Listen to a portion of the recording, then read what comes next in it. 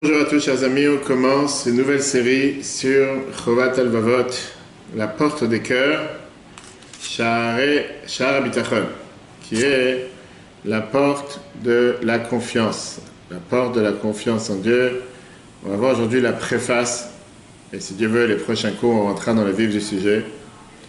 On va comprendre d'abord qui a écrit ce livre, d'où ça vient, quelle est l'importance de ce livre et pourquoi l'importance de l'apprendre. Bien sûr, le Rabbi l'a conseillé à plusieurs personnes de l'apprendre pour relativiser, justement, regarder les choses avec les différents aspects dans la vie. Très très riche, un livre tellement important. C'est pour ça qu'on a commencé ensemble à ce cours de mercredi, en espérant le terminer déjà avant la fin de l'année. Un livre très riche qui pourra nous apprendre et nous apporter à chacun d'entre nous énormément de choses, comment regarder les choses sur terre, comment voir les choses, comment relativiser sur chaque chose. D'abord, aujourd'hui, on va voir la préface. C'est quoi la préface? La force du peuple juif de pouvoir survivre, de pouvoir surmonter différentes situations et différents critères, on va dire différents problèmes, c'est d'abord à travers l'histoire. Quelqu'un qui connaît l'histoire du peuple juif ne peut pas dire qu'on n'a pas réussi à se surmonter. C'est seulement par ça qu'on est attaché avec Dieu. D'accord? Maintenant, ça, c'est apparent à un niveau individuel, de manière qu'on voit combien de gens peuvent te dire que par ça qu'ils ont eu une différente pensée, une différente manière de penser, de pouvoir avoir parfois des caractéristiques qui sont surhumaines dans le terme de savoir se retenir, tranquillité, différentes qualités, de pouvoir être relax. Ça ne veut pas dire maintenant de s'en foutre de tout, de dire je m'embête de tout, non, c'est quand tu le vois. Si on regarde de manière générale, la réalité du peuple juif, elle est plus haut que la croyance. Pas seulement c'est un testament pour montrer comment le lien que nous avons, un lien éternel avec notre Créateur, mais c'est aussi un accomplissement qui est beaucoup plus grand, qui peut être atteint par chacun d'entre nous par la croyance. Maintenant, n'importe quelle personne qui travaille sur soi-même à avoir cette confiance, la confiance en Dieu lui agit à différents niveaux et lui amène à différentes réalités. Le mot employé en hébreu pour une relation supérieure avec Dieu, c'est bitachon. Bitachon, traduction, veut dire la confiance. Mais ça veut aussi dire sécurité, ça veut aussi dire la certitude, ça veut aussi dire savoir s'appuyer, ça veut aussi dire une confidence. Et tout ça, c'est ce qu'on va rentrer dans les détails. Qu'est-ce que ça veut dire ce grand mot? Une personne qui veut rester calme, relax, qui va être focalisé dans les moments les plus difficiles, ou bien qui cherche une authenticité, ou bien avancer dans son relation personnelle avec Dieu, servir Dieu de la manière comme Dieu il attend de nous, et de faire son rôle en tant que juif comme il faut, il va vouloir vivre avec ce qu'on appelle bitachon. Maintenant, le livre Sha'ar HaBitachon, dans Chovat Alvavot, il exprime justement en profondeur, et vient nous détailler en profondeur qu'est-ce que ça veut dire avoir bitachon. Alors, qui a fait ce livre d'abord? D'où il vient? Depuis combien de temps il a été créé? Et ça, c'est ce qui est important de comprendre pour nous aujourd'hui. Il a été écrit par un des grands sages du XIe siècle, Rabbi Bachya ibn Pekuda. Lui, c'était un des leaders du peuple juif de la communauté de Saragossa, qui était dans la péninsule ibérienne, qui était aujourd'hui ce qui regroupe l'Espagne et le Portugal. Et c'est toujours important aujourd'hui. Rabbi Bachya ben Yosef ibn Pekuda, il est né en 1050, décédé en 1120. C'était un dayan, c'était un juge rabbinique dans sa ville. Il ne s'est pas identifié dans son livre, qui a été écrit environ dans l'année 1080. Environ, il y a plus de 1000 ans. Il ne faut pas confondre ce Rabbi Bachya ibn Pekuda avec un autre sage du XIIIe siècle, qui était Rabbi Bechaye ou Bachya, même chose, Bechaye, Ben Asher ibn Chalwa, que lui, il est décédé en 1340, que lui, le Bechaye, il est un commentateur du Chumash et de Midrash avec le livre Kol Akemach, qui a deux Rabbeinu Bechaye. Là, ce Rabbeinu Bechaye, ou appelé Bachya, ça dépend comment on le dit. Lui, on parle de Rabbi Bachya ou Bechaye ibn Pekuda, qui a été il y a plus de 1000 ans. Chovat Alvavot, ce livre de Chovat Alvavot, a été publié vocabulaire arabique, familier avec tous les juifs de cette région à l'époque. Et au final, si on peut dire, c'était un guide qui a été présenté comme le guide de devoirs du cœur. Traduction, Chovat Alvavot, c'est les devoirs du cœur. les devoirs du cœur, en arabe c'était appelé Al-Hidaya ila Farid al-Kulub. Je n'ai pas compris, mais c'est comme ça que ça s'appelait à l'époque. Un siècle après, ce guide a été traduit en hébreu, dans l'année 1161 jusqu'à 1080. Celui qui l'a traduit, c'était Yehuda ben Shaul ibn Tibon. Et ça a été appelé le Chovat el-Vavot, les devoirs des cœurs. Le quatrième de ces 10 sections, de ces 10 chapitres, c'est Sha'ar HaBitachon, la porte de la confiance. Malgré le fait qu'il y a énormément de livres dans la littérature juive, parmi des siècles et des siècles et des siècles, Sha'ar HaBitachon, c'est un des livres fondamentaux qui vient décrire en 2 mots, si on fait un résumé du livre, on va voir si Dieu veut pendant tous les prochains cours, notre capacité de pouvoir, pas seulement monter de niveau, pas seulement de grimper, je veux dire, avec une transformation de la personne par rapport à notre relation avec Dieu, qui devient une relation qui nous donne des forces, qui nous encourage, une relation belle et une relation qui relaxe et qui vigorise une personne. Par ça que tu traverses tout ce voyage de Chovat el-Sha'ar HaBitachon, ta personnalité devient totalement différente. À travers les années de la leadership du Rabbi, des Juifs du monde entier qui se tournaient vers le Rabbi pour des conseils dans tous les sujets de la vie, spirituels et matériels, le Rabbi il encourageait énormément les gens à apprendre Chovat el-Vavot, Sha'ar HaBitachon, la porte de confiance. Et on va tout de suite voir une lettre, le Rabbi dit que ce serait bien de le lire 2 ou 3 ou 4 fois pour agir sur ta conscience, ta pensée, pour comprendre les choses différemment. Donc ça, c'est la motivation pourquoi on lance ce cours aujourd'hui, surtout dans le contexte actuel, les gens ont des 200 000 cas, 300 000 cas, etc. Regarde une lettre que le Rabbi a écrite en tout début, que le Rabbi est devenu Rabbi en 1951, le 15 Menachem Av. Le Rabbi écrit dans la lettre la chose suivante: je suis énormément surpris de ton humeur très basse. Renforce ta foi en Dieu. Une personne doit apprendre et apprendre, et pas seulement une personne doit apprendre. Une personne apprend énormément. Mais quand ça arrive à mettre en pratique, appliquer ce que tu apprends, où est la foi? Où est la confiance?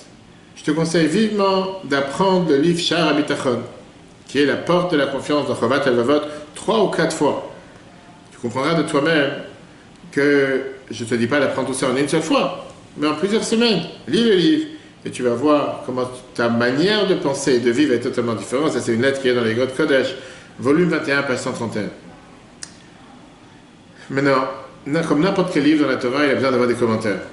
Les premiers commentaires qui sont venus expliquer le Sha'ar HaBitachon de Chovat el-Vavot, tu as le Manoach al-Vavot, Rabbi Manoach Endel ben Shmayahu, décédé en 1611, l'auteur de Chochmat Manoach, un commentateur du Talmud. Tu as le Tov al-Vanon de Rabbi Israël ben Moshe Levi de Zamos, qui est décédé en 1777, l'auteur de Netzach Israël, et d'autres livres. Tu as le Marpel HaNefesh de Rabbi Raphaël ben Zechariah Mendel de Yap, décédé en 1795. Nedar HaKodesh de Rabbi Moshe ben Reuven de Yorebach, décédé en 1805. Et Pat Lechem, Rabbi Chaim Avraham ben Rabbi Aya Cohen de Moïlov, décédé en 1815. Donc tout ça, tu vois bien que c'est des livres qui sont, ça passe de quelques siècles en arrière. Et arrivé le Baal Shem Tov, l'auteur de la Chassidut. Le Baal Shem Tov, il est connu pour ses études et ses enseignements ont été diffusés essentiellement par l'Admor HaZaken et ses successeurs, les différents rabbins de Chabad. Une nouvelle dimension de la Torah a été dévoilée. Et bien sûr, on parle de quoi? De la Chassidut. La Chassidut qui est venue nous éclairer la Torah écrite et la Torah orale, mais la Torah dévoilée jusqu'à présent, en nous montrant comment la Torah doit nous parler à nous dans la vie de tous les jours. C'est pas juste que tu apprends dans la Gemara qu'une vache a incarné un taureau, ou le contraire, qu'est-ce que ça te parle? Qu'est-ce que tu apprends comme enseignement? Comment ça change ta vie dans la vie de tous les jours? Et donc la Chassidut vient dévoiler, prendre conscience de la présence de Dieu dans la vie de tous les jours, à travers l'étude du Chumash, le Talmud, la philosophie juive, la loi juive, et bien sûr les valeurs éthiques et morales de la Torah. Ce livre, qui s'appelle le Sha'ar HaBitachon, vient faire travailler à ceux qui l'apprennent comment pratiquer, comment mettre en application ce bitachon dans la vie de tous les jours. Et te fait passer les perspectives et l'énergie spirituelle de la Chassidut de la manière la plus claire, même si ça a été écrit, comme je dis encore une fois, il y a 1000 ans. Tu verras que dans la Chassidut, énormément de notions de bitachon ont été reprises. Parce que Chassidut, ce n'est pas juste encore une science, encore un enseignement, mais ça insiste surtout sur le fait, ça met un impact important sur le fait que chaque chose qu'on comprend et chaque chose qu'on apprend doit avoir un résultat dans l'action. Il n'y a pas un discours que la Bible pour nous mentionner, Shabbat, fête, qui terminait toujours avec le mot Amaaseh ou Aïka, qui veut dire l'essentiel c'est l'action. Si tu passes un cours de Torah, tu es en train d'apprendre un cours et qu'à la fin tu dis qu'est-ce que ça m'a appris, en quoi je change ma vision des choses, en quoi je change mon comportement, c'est un problème. Ah oui, tu as eu le mérite d'apprendre la Torah, mais concrètement, qu'est-ce que ça te parle? Comment tu seras une personne différente?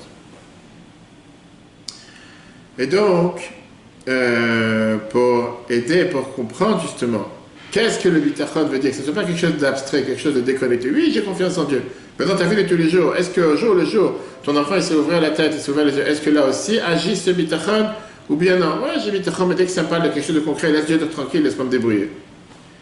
Chovat al-Vavot, qui est le livre original duquel on dit que le 4e chapitre c'est Shar HaBitachon. C'est quelque chose que soi-même tu as des dizaines et des dizaines de livres qui viennent l'expliquer. Rabbi Bechai ou Bachia, il a vu que c'était obligé d'associer l'étude avec l'action. Parce qu'il y a certaines choses qu'on peut ou qu'on ne peut pas, qu'on doit ou qu'on ne doit pas. La Torah vient t'instruire, mentionner et agir pas seulement dans l'action. La Torah n'est pas seulement une Torah qui vient te dire tu as le droit de faire ça, tu n'as pas le droit de faire ça. Mais la Torah elle a aussi un impact sur notre croyance, nos pensées et nos émotions. Maintenant, c'est vrai que malheureusement, jusqu'à ce qu'Abin Bechai arrive, il n'y avait pas un livre qui venait te montrer comment la Torah a un impact sur nos émotions, sur notre santé, sur nos manières de penser. C'était plutôt, on va dire, quelque chose de général, faire, pas faire, etc. Et donc, Rabbi Bechai, il est venu en te disant que lui, il pense que jusqu'à ce qu'il est arrivé à faire ce livre, c'était pas assez reflété dans la Torah le fait de montrer à la personne comment choisir, faire les bonnes actions, faire ce qu'il faut faire, basé sur ton bitachon envers Dieu. Ça, c'est la raison pour laquelle il a mis ce livre en place, pour, si on peut dire, pas un remède, médicament, solution, comment renforcer notre bitachon, notre confiance en Dieu. Alors, il y a plusieurs détails, on va entrer dans le sujet par rapport à qu'est-ce que ça veut dire ce Shar HaBitachon. Mais un des points principaux à lesquels il veut t'amener, c'est plus tu te rends compte de l'infinité de Dieu, l'omnipotence et l'omniprésence de Dieu, plus tu peux t'appuyer sur sa providence, sa compassion et la foi en Dieu. Et ça, c'est quelque chose qui se travaille. C'est pas quelque chose que tu nais acquis. Oui, bien sûr, chaque juif, il est ma'aminim, on est tous des croyants, fils de croyants. Mais c'est pas parce qu'on est croyant que c'est une étiquette automatique. Automatiquement, oui, la confiance, elle est là. Ça arrive avec le fait qu'il t'explique, Chovat al-Vavot, c'est-à-dire en deux mots, pas seulement d'avoir confiance, mais comment mettre cette confiance en pratique. Pas seulement de se dire je crois en Dieu, j'ai confiance en Dieu, mais mettre ça dans l'application de tous les jours. Et il t'explique que ça passe par plusieurs étapes. Première confiance qu'il y a un Dieu. Avoir la confiance de la providence divine. Avoir la confiance que Dieu s'inquiète pour chacun d'entre nous. Avoir la confiance que Dieu il a une compassion. Avoir la compréhension qu'on a le devoir de servir Dieu. Et c'est pour ça que les Shar HaBitachon, qui est la porte de la confiance, va nous montrer comment prendre conscience de ce bitachon qui est parfois à l'intérieur de nous, et qu'on ne le réalise pas, qu'on ne met pas d'application dans la vie de tous les jours. Et c'est pour ça que la plus belle chose que ce bitachon peut faire chez nous, et plus tu renforces ce bitachon, plus tu as beaucoup moins d'anxiété, plus tu reçois le plus de bénédictions. Parce que parfois on reçoit des bénédictions qu'on ne se rend pas compte qu'on les a reçues, parce qu'on a un manque de bitachon. Et donc, c'est la raison pour laquelle, dans ce livre, il ne te parle pas de prier, par exemple. Ce n'est pas un livre qui va te dire, c'est pour ça qu'il faut prier plus. Parce qu'une personne qui a confiance en Dieu, par définition, il prie. Il prie parce que c'est le devoir que Dieu demande à chacun d'entre nous de se tourner vers lui quand on a besoin de quoi que ce soit. À la place d'avoir encore un moyen de supplication, de prier, il vient te demander comment instrumenter ta vie, de faire en sorte de pouvoir agir dans les affaires, d'agir dans le travail, d'agir dans l'emploi, d'agir dans la santé, tout basé autour de la confiance en Dieu. Et donc, il te termine dans son livre en te disant qu'en réalité, la confiance, c'est pas juste avoir la force de la prière, mais c'est une base qui vient après la prière, qui vient calmer dans la société dans laquelle tu vis, l'engagement que tu as dans la société, d'apaiser, d'avoir une vie tranquille, d'avoir une vie sereine, d'avoir une vie calme, sans angoisser, sans s'inquiéter. Pourquoi? Parce que c'est basé sur le bitachon. Il y a un autre terme qu'on voit énormément dans la Chassidoute, qu'on a parlé de ça plusieurs fois, qui était la fameuse histoire de Tzemach Tzedek, pense bien et tout ira bien. Qu'est-ce que ça veut dire pense bien et tout ira bien? On dit Shtrad gut vet zayin gut. Mais non, tous ceux qui croient qu'ils ont la confiance, que ce soit plein de fois une confiance, je veux dire, tous ceux qui croient en Dieu, la croyance, pas forcément ils ont la confiance. On a vu plusieurs cours déjà qu'on peut voir sur l'application etc. Quelle différence entre la confiance et la croyance? En hébreu, Emouna et Bitachon. Emouna veut dire la croyance en Dieu. Tu crois en Dieu. Anima Amin, je crois en Dieu. Emouna ne veut pas dire confiance, croyance. Qu'est-ce que ça veut dire Emouna? Emouna, on peut comparer ça à un arbre, qui est la croyance. La confiance, c'est les fruits. Le fruit, c'est la preuve positive que l'arbre existe. Mais l'arbre peut grandir sans fruit. Tu peux très bien avoir la croyance sans avoir la confiance. La confiance, c'est le dérivé de la croyance. Mais tu peux croire sans avoir confiance. Tu peux avoir un arbre sans fruit. Pareil, quand tu parles de confiance en Dieu, on doit croire dans la possibilité et la capacité de Dieu, même quand parfois je n'ai plus la croyance, j'ai la confiance. Peut-être je ne crois pas, mais la confiance, je l'ai. Voilà comment c'est possible. Quelles sont les distinctions réelles que tu as entre la croyance et la confiance? On va en citer 4. Première chose, quand tu parles de la croyance, pas la confiance, insiste que tout ce qu'on a vient de Dieu et que le succès de tous les efforts humains dépend de quoi? Dépend de la volonté de Dieu.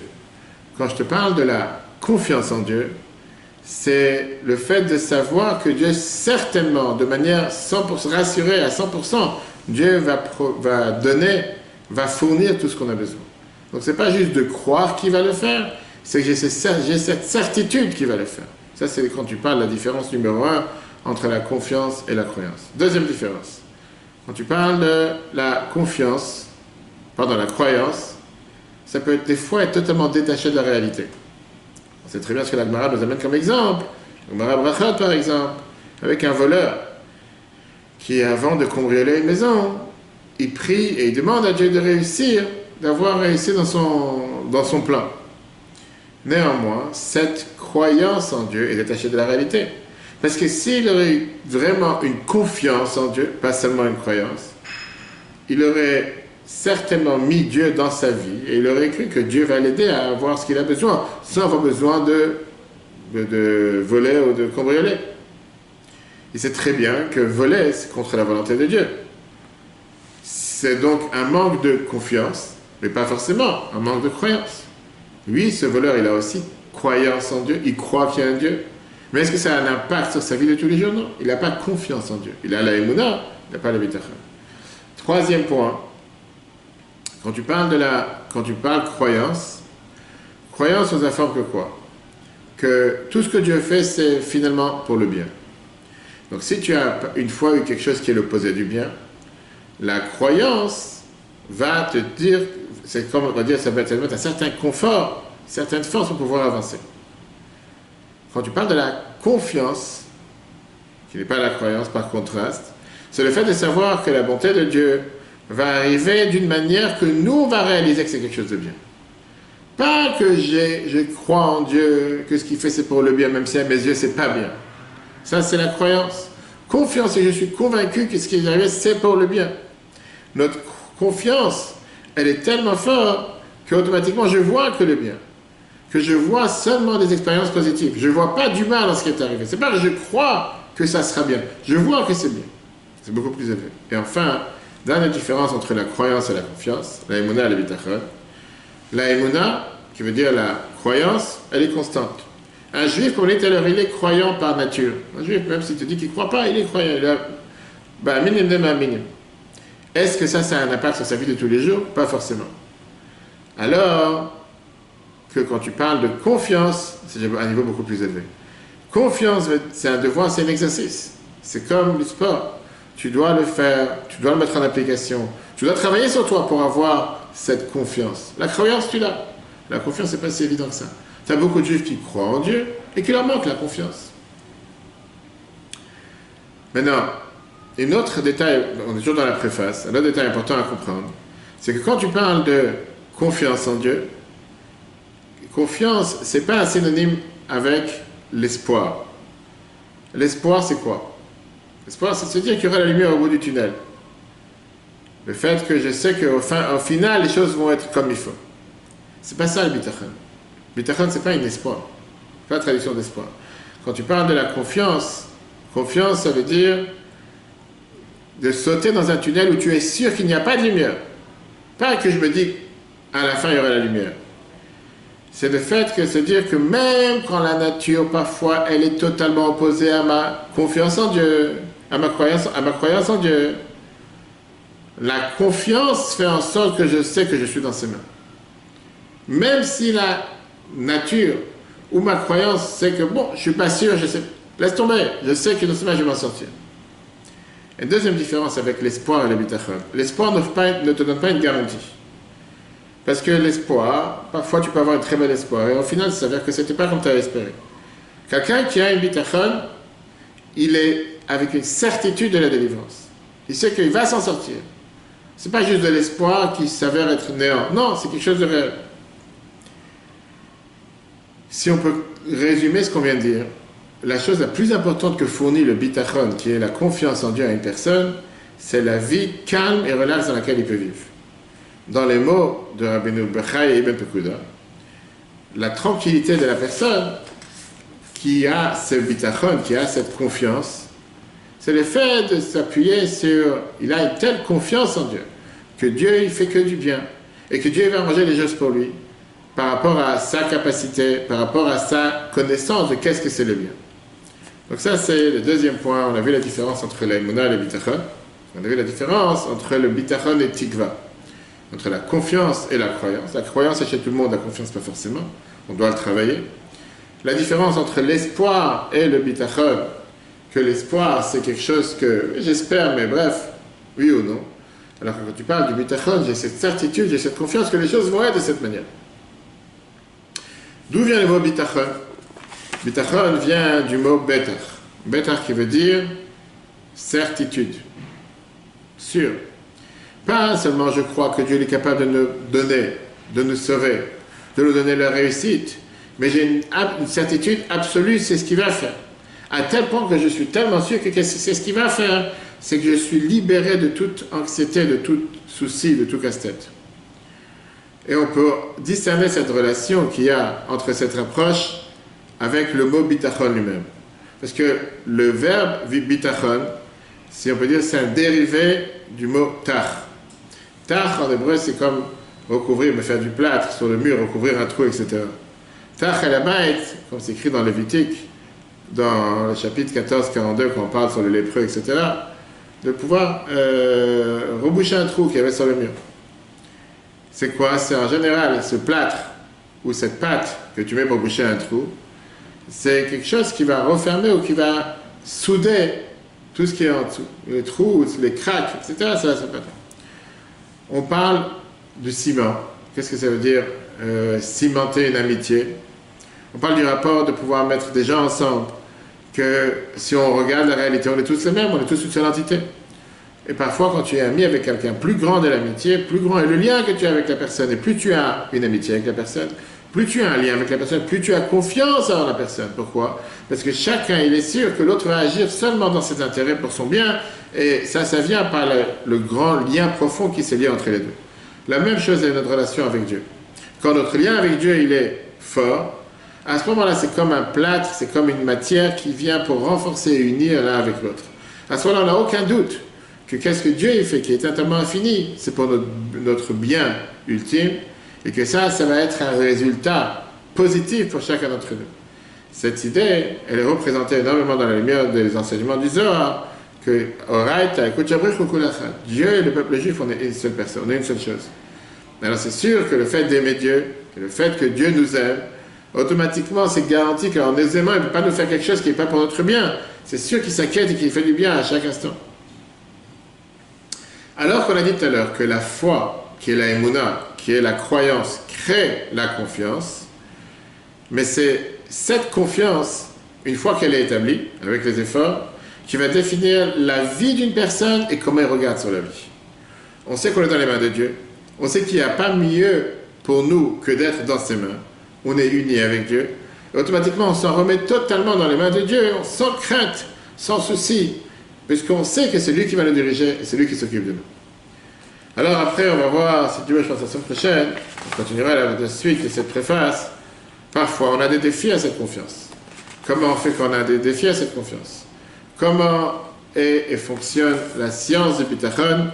Et comment on peut mettre sur la même balance, comment on peut mettre sur la même valeur, accepter une réalité avec la confiance en Dieu. Et après, on verra c'était quoi le but de la création. Et après, on rentrera dans le vif du sujet avec les différents chapitres de Sha'ar HaBitachon qui nous expliquent les 10 attributs avec lesquels on peut arriver à comprendre comment on peut arriver à vivre de manière relaxe, tranquille, sans stress, sans heurts, sans inquiétude. Grâce à ça qu'on renforce le bitachon, on va dire si Dieu veut, à travers cette nouvelle série de Sha'ar HaBitachon. Le cours sera repris sur l'application eTorah. Très bonne journée à tous et à la semaine prochaine.